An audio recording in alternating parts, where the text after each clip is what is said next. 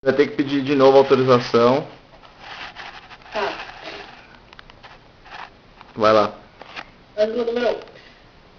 Então, mãe, esse é um vídeo que eu estou fazendo para a minha aula de estudos feministas.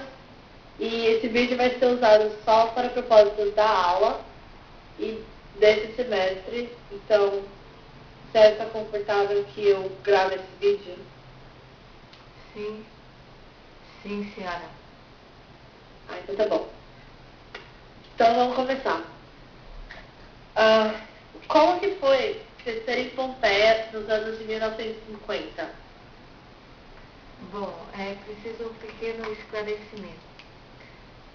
Pompeia está situada no estado de São Paulo, que foi justamente a unidade da federação que recebeu o maior contingente de imigrantes japoneses.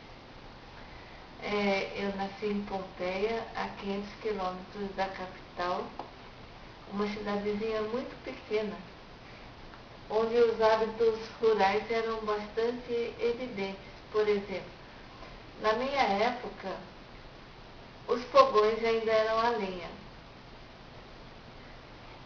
Para passar roupa, eu me lembro que minha mãe colocava carvão em brasa dentro daqueles ferros antigos de passar roupa. E a maior parte das casas tinha aqueles poços. Então a água era retirada de poços. Depois esses poços acabaram virando, como se diz, fossas sépticas, né? Mas eu ainda peguei essa época de transição muito grande. As geladeiras eram objetos de luxo. O que mais? Bom, não preciso dizer que televisão só apareceu na década de 60, 10 anos, 10 anos depois. Então, E a senhora é a filha mais velha de 9 filhos. Que tipo de responsabilidade a senhora tinha, ou por ser a mais velha e por ser uma menina da família? o que era comum em todas as famílias numerosas. Como não havia empregados, então era a mãe que cuidava de tudo dentro de casa. A gente tinha, como se diz, que ajudar nas lides domésticas, tomar conta dos irmãos, essas coisinhas, né? Sim. E como que funcionava? Tinha algum tipo, que apesar de ser muito japonês, em Pompeia, tinha ainda bastante brasileiro. Existia algum tipo de preconceito entre os brasileiros e os descendentes de japoneses? Não.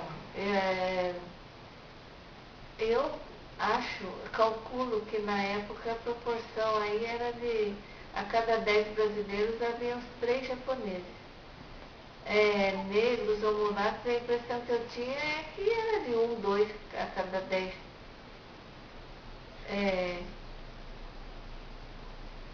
Nunca nunca senti preconceito em relação aí a japoneses por parte dos brasileiros, nenhuma. Nesse período, quando eu nasci, já fazia 5 anos que havia terminado a Segunda Guerra Mundial. Na época da Segunda Guerra, sim, mas não na época que eu nasci e cresci. Não havia nada disso. O que eu me lembro é que eu estranhava como é que eu, com complexo de oriental, fui nascer num país ocidental como o Brasil, tão longe do Japão. Aliás, o Japão é um país que está situado exatamente no extremo oposto. Tinha um advogado brasileiro que dizia que se a gente perfurasse a terra passando pelo centro, a gente ia sair em Tóquio. Quer dizer, nós aqui no estado de São Paulo éramos perfeitamente antípodas dos cidadãos japoneses do outro lado do mundo. Aí eu estranhava, como é que eu vim nascer aqui tão longe, desgarrada lá do Japão? Que coisa interessante que é isso, né? Sim. Então, tá, agora.